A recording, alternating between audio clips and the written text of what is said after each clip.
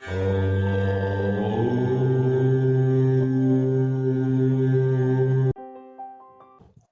है आप सभी का आज की इस विशेष कक्षा के अंदर। और आज की इस विशेष कक्षा का जो विषय है वो है प्रेम।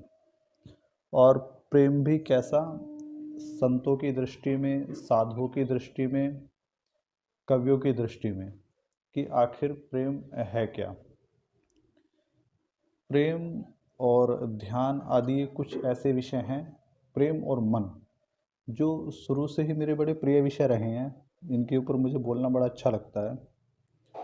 तो यदि मैं प्रेम के ऊपर चर्चा शुरू करूं, तो प्रेम के संबंध में जो है, कबीरदास कहते हैं कि पोथी पढ़ पढ़ जग मुआ, पंडित भया न कोय, ढाई आखर प्रेम के पढ़े सो पंडित होए। यानी यदि आपने शास्त्रों को पढ़ भी लिया, ठीक, और आपने प्रेम को जाना नहीं, तो आपके उन शास्त्रों को पढ़ना भी व्यर्थ है, बेशक आप किन्हीं शास्त्रों को क्यों ना पढ़ लें।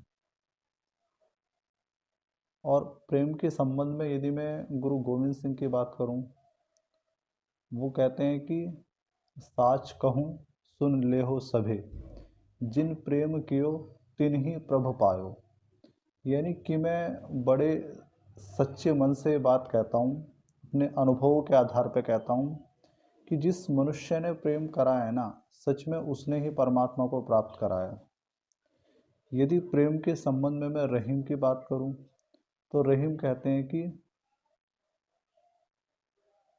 प्रेम पंथ ऐसो कठिन सबसे निभत नाही। कि जो प्रेम का रास्ता है वो इतना कठिन है कि हर कोई उसको निभा ले, ऐसा संभव नहीं है। यानी किसी ने कहा है कि प्रेम शास्त्रों से भी अधिक महत्वपूर्ण है। किसी ने कहा है कि जिसने वास्तव में प्रेम कर लिया, समझ लो वो परमेश्वर को पाने का अधिकारी हो गया। और किसी ने तो यही कह दिया कि प्रेम करना इतना भी आसान नहीं है। रहीमन मैं न तुरंग चढ़ी, चलिबो पावक माही, प्रेम पंथ ऐसो कठिन सबसे निभत नाही।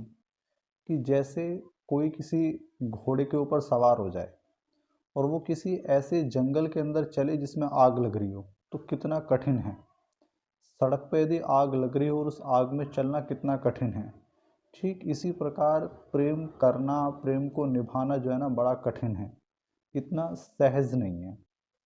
लेकिन यदि हम लोग संसार में देखें, तो हर कोई ये कहता है कि देखो मुझे प्रेम हो गया है, मैं तो प्रेम के अंदर पड़ा हुआ हूँ। और इतना सहज हो गया हर कोई, जिसको भी देखो कि भाई कभी वैलेंटाइन डे मन रहा है, कभी कुछ मन रहा है, तो ऐसा लगता है कि प्रेम तो बड़ा आसान कार्य है।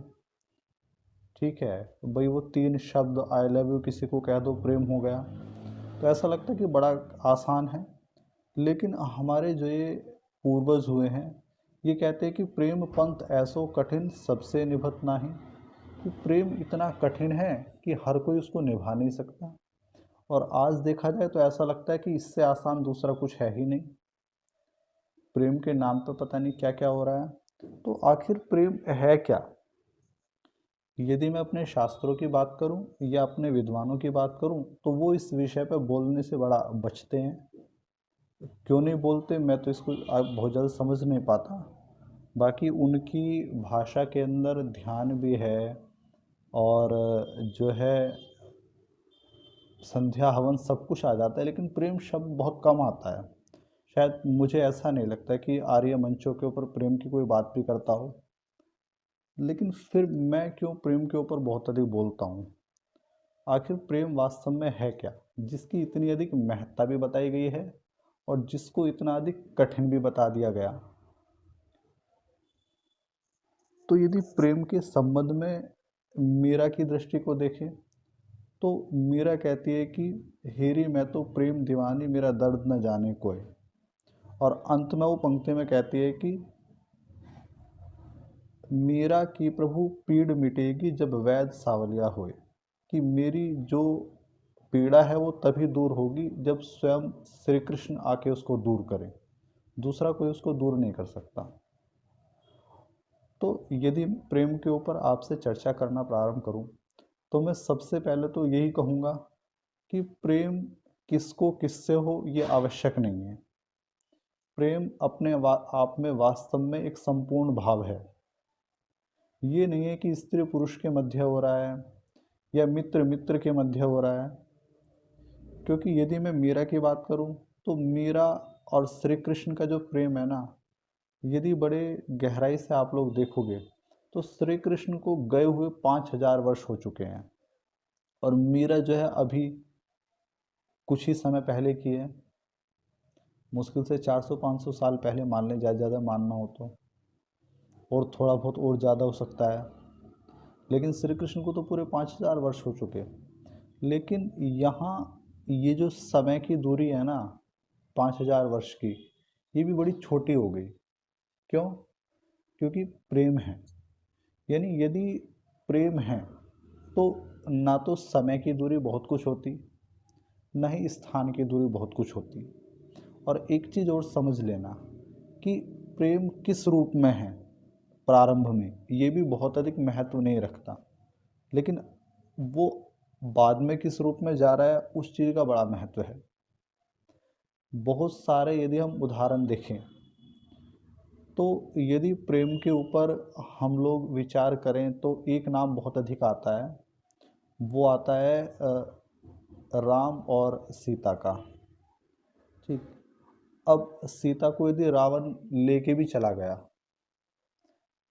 और राम ने जो है आपने देखा होगा पूरे वर्ष भर प्रतीक्षा करी, ठीक है, और प्रतीक्षा दोनों तरफ हुई है।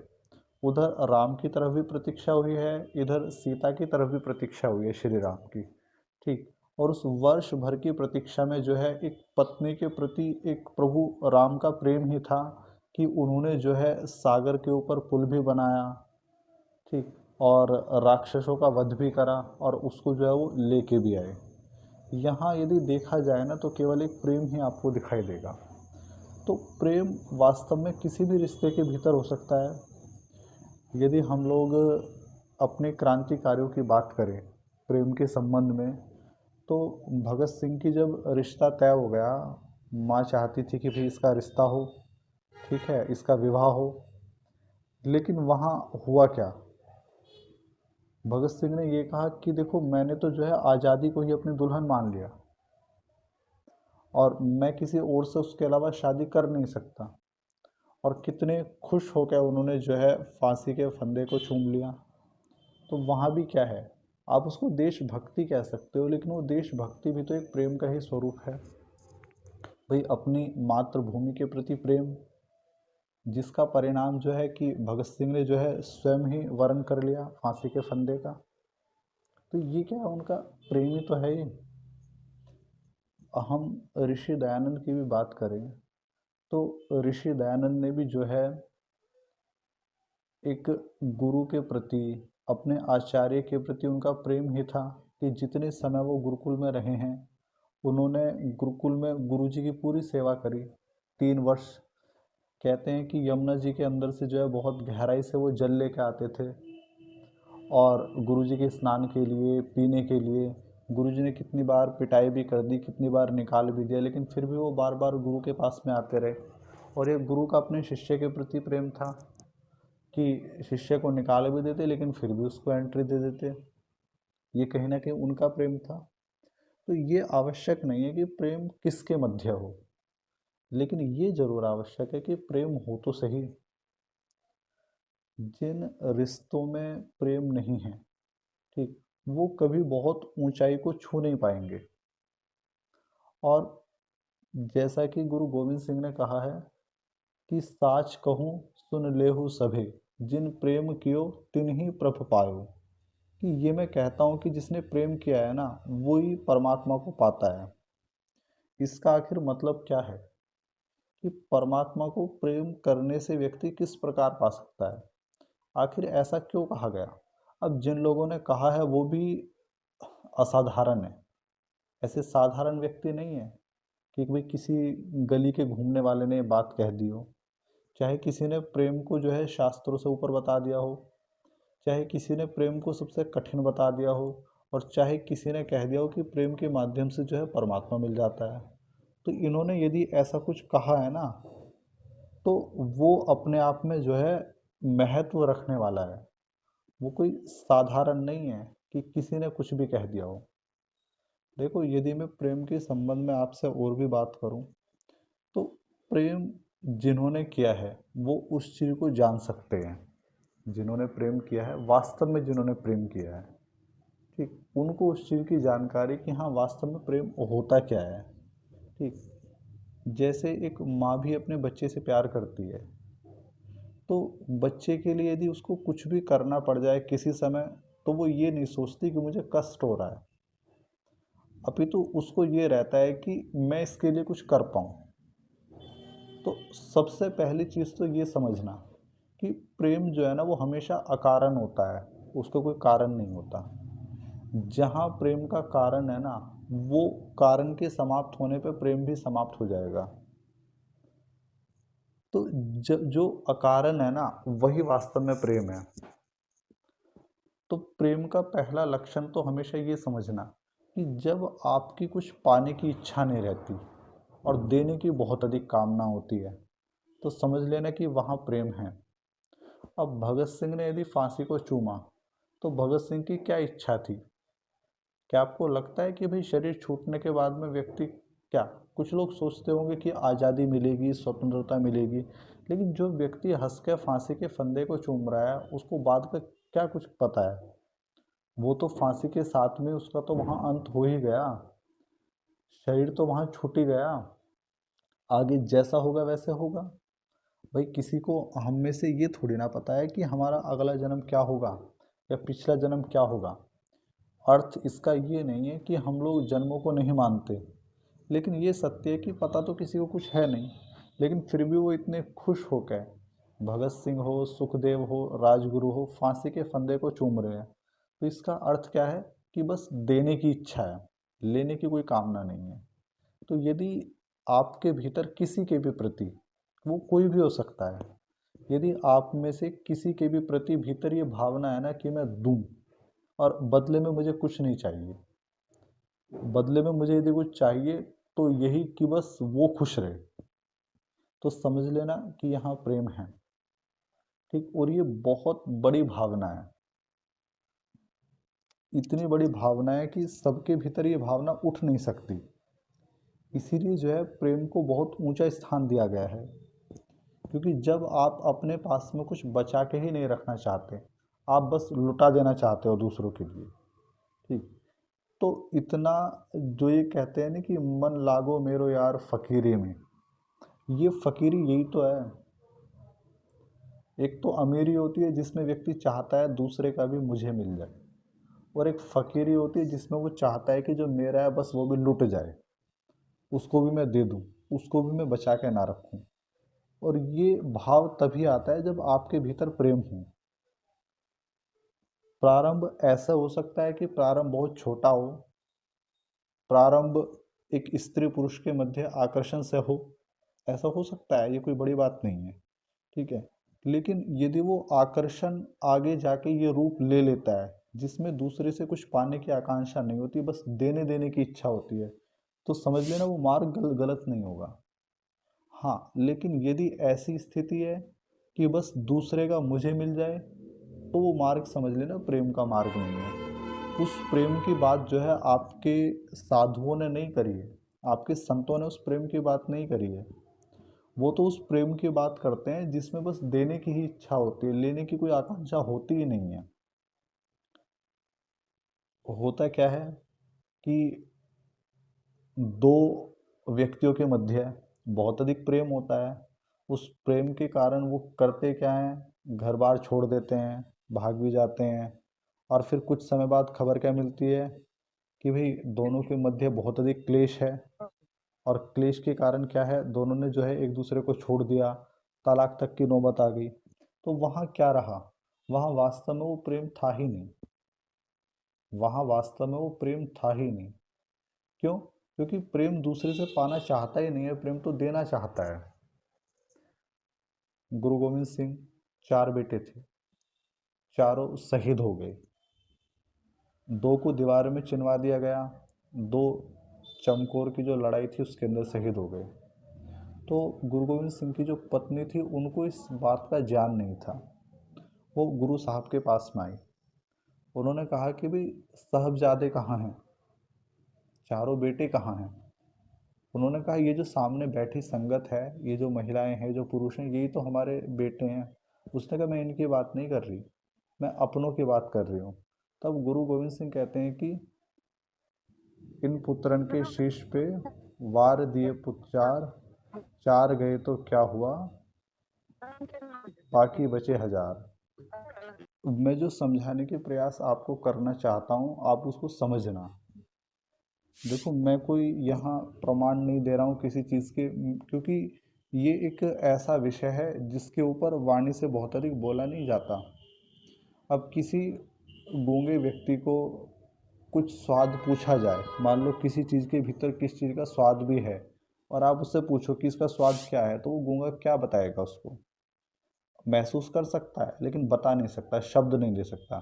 इसी प्रकार प्रेम अपने आप में एक भावना है जिसको शब्द दिए ही नहीं जा सकते। जिसने अनुभव करा है वो जान जरूर सकता है।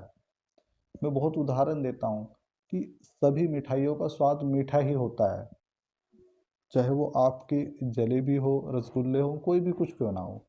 लेकिन यदि मैं आपसे पूछूं कि भाई जलेबी क्या है, तो आप कहते हो मीठी है, अच्छी है। रसगुल्ला पूछूं, अच्छा है। लेकिन क्या सभी के स्वाद एक जैसे रहते हैं? लेकिन आप बता नहीं पाओगे कि रसगुल्ले का स्वाद क्या है। शब्द तो केवल इतना ही कह सकते हैं कि यह मीठा है, अच्छा है। लेकिन वास्तव में वो क्या है उसका तो ज्ञान उसको ही है जिसने वो चखा है। तो प्रेम भी एक ऐसा ही विषय है, जिसने वास्तव में चखा है ना, वो ही उसके स्वाद को जान सकता है। फिर भी हम कोशिश कर रहे हैं, हालांकि हमारी कोशिश ये सफल नहीं है, लेकिन फिर भी हम कोशिश कर रहे हैं कि वास्तव में कुछ पता तो चले। तो पहले तो देखो यही अनुभव होता है जीवन में। जिन्होंने किया है शायद वो मेरी बातों से सहमत हों कि जब आप किसी से प्रेम करते हो ना, तो लेने की इच्छा नहीं होती, देने की इच्छा होती है। बहुत कुछ देने के बाद में भी ये इच्छा रहती है कि मैं कुछ और भी दे दूं। तो लेने का तो कुछ इच्छा होती नहीं है। तो यहाँ क्या है, आपके भीतर भाव आता है समर्पण का। चाहे राष्ट्र के प्रति हो, चाहे एक भक्त भी परमात्मा के प्रति समर्पण ही तो देता है। कि बस ऋषि ने क्या किया कि बस तेरी इच्छा पूरी हो। विरोध नहीं करा अंतिम समय में उन्होंने कुछ भी कि ऐसा मेरे साथ क्यों हुआ। उन्होंने क्या कहा, तेरी इच्छा पूरी हो। चाहे वो मंसूर क्यों ना हो, चाहे वो गुरु अर्जन देव क्यों ना हो, ठीक, चाहे भाई तारू सिंह क्यों ना हो, चाहे गुरु तेग बहादुर क्यों ना हो, भाई मनी सिंह क्यों ना हो, सब ने क्या कहा कि परमात्मा तेरी इच्छा पूरी हो। क्यों? क्योंकि बस हमने तो अपने आप को तुझे वार दिया। अब जैसा तू चलाना चाहे वैसा तू चलाए, जैसा तेरा मन हो वैसा तू करे, हमें कोई विरोध नहीं है। तो प्रेम की सबसे बड़ी बात तो क्या है, समर्पण। देने की इच्छा, लेने की सारी आकांक्षाएं खत्म हो जाती हैं। और ये बहुत बड़ा भाव है। ठीक, आप ध्यान लगाते हो, ठीक, आप अन्य कुछ जप संध्या तप आदि करते हो, ठीक, इनसे भी मनुष्य के अंदर पवित्रता आती है। लेकिन जिस मैं भाव की बात कर रहा हूँ ना, ये बहुत साधारण भाव नहीं है कि जहाँ आपकी लेने की ही सब कुछ खत्म हो जाए। जिससे प्रेम किया बस उसको देने की इच्छा रहे। ये भाव यदि जब आपका बढ़ जाता है ना, तो समझ लेना बहुत बातें अलग हो जाती हैं। आज मैं अभी कुछ देर पहले, पाठ से पहले जो है, मुकेश जी का मेरे पास में फ़ोन आया और ये मुझसे बात कर रही थी। तो इन्होंने समाज कोई नया नया बना है, पुराना समाज था लेकिन अभी उसका जो है एक तरह उद्धार कर रहे हैं। जैसे पौराणिक लोग कहते हैं जीर्णोद्धार करना, तो वो जीर्ण तो खैर है नहीं लेकिन प्रयास कर रहे हैं उसको उठाने की ये। तो वहाँ इन्होंने बहुत सुंदर भजन गाए। राजेंद्र जी ने उनको चलाया था फेसबुक के ऊपर, हमने भी कुछ सुने वो। तो इनको वहाँ पुरस्कार भी दिया गया, सम्मान राशि भी दी गई। इन्होंने क्या किया, वो सारे की सारी राशि जो है समाज को दे दी। तो ये क्यों करा? कोई और भजन वाला होता, कोई और कोई भी होता, ठीक है, तो पहले तो उसकी आकांक्षा क्या होती कि और ज़्यादा आए, और फिर क्या होता कि बस मेरे पास हो जाए। ठीक, लेकिन इन्होंने क्या किया, वो सारा का सारा इन्होंने वहाँ समाज को दे दिया, या जो वो अन्य थे, जो ढोलक वादक थे, जो वो बेचारे गरीब लोग थे, उनको दे दिया इन्होंने। क्यों? भावना क्या है? एक प्रेम की, किसके प्रति? समाज के प्रति। तो इस समाज के प्रति जब प्रेम की भावना होती है तो ही आदमी दे पाता है। ठीक।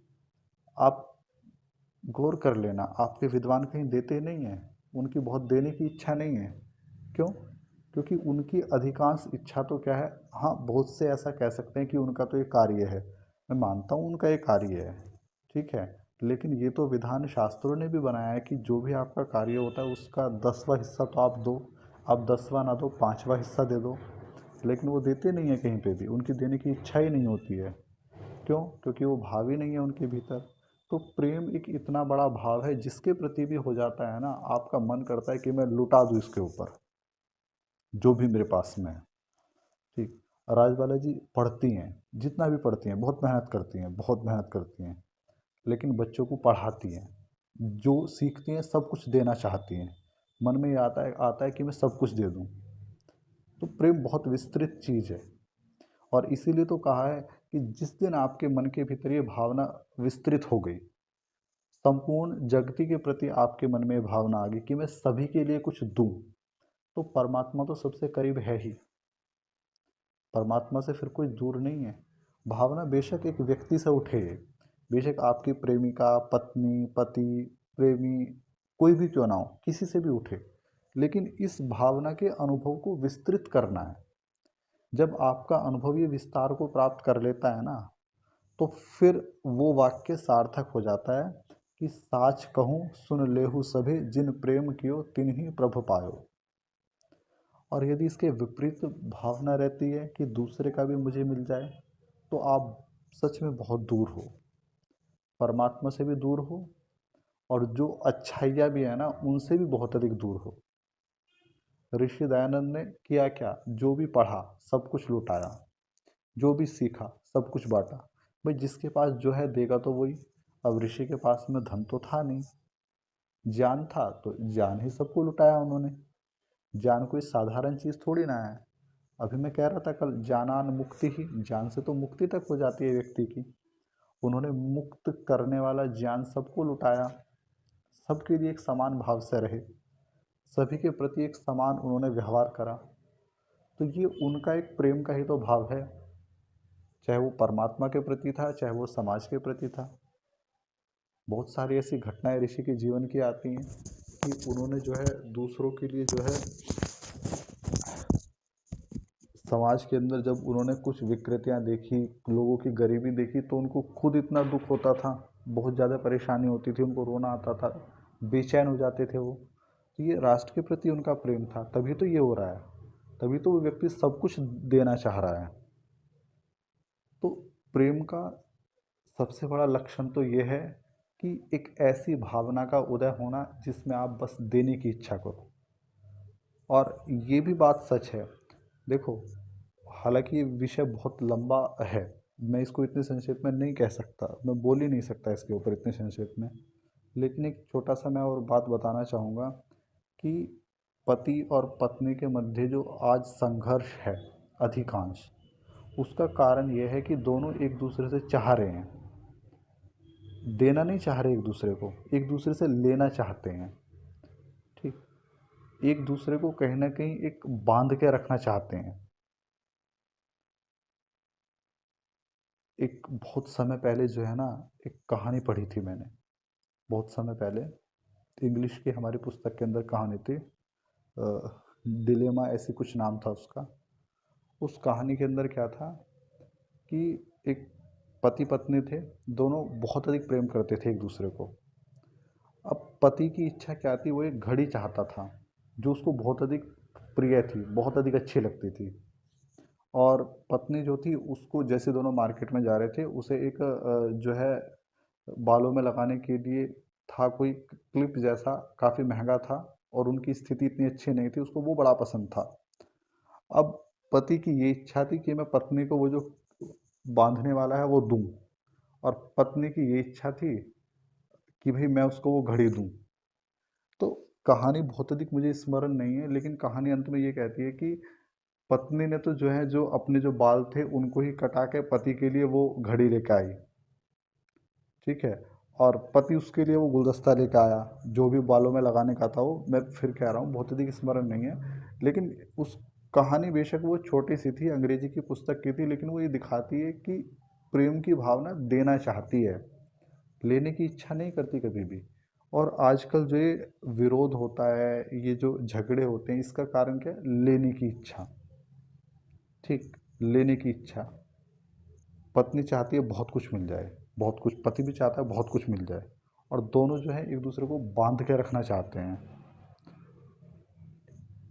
पति कहीं बाहर चला जाए तो पत्नी कॉल पे कॉल, कॉल पे कॉल, कॉल पे कॉल, उसको परेशान कर देगी। और जिसको आप बांध के रखना चाहते हो ना, वो सच में आपसे छूटना चाहेगा, ये हमेशा ध्यान रखना, ठीक है। पत्नी कहीं बाहर चली जाए, पति सौ सवाल कर बैठेगा, कहाँ गई थी, कौन था, क्या था, फलाना, इधर उधर की बातें। विश्वास कम है, बांधने की वो ज़्यादा है। हालांकि एक दूसरा विषय है, क्योंकि अभी मैंने खाली एक ही विषय आपको पढ़ाया है प्रेम के संबंध में, कि प्रेम की जो पहली जो भावना है ना, वो भावना है देने की, कि मेरे पास जो भी है उसको मैं दूसरे को दूं।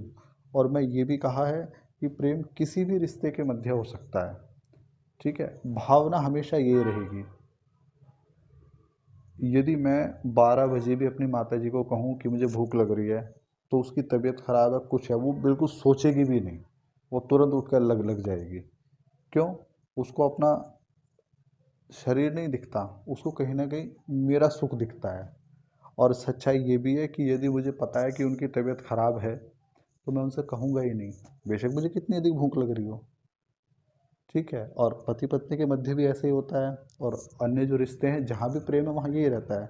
तो मैंने केवल एक लक्षण आपको पढ़ाया, इसके अलावा बहुत सारे लक्षण हैं। आगे समय होगा, आगे कक्षाएं होंगी, कभी ऐसा आप लोग चाहोगे तो मैं और बताऊंगा।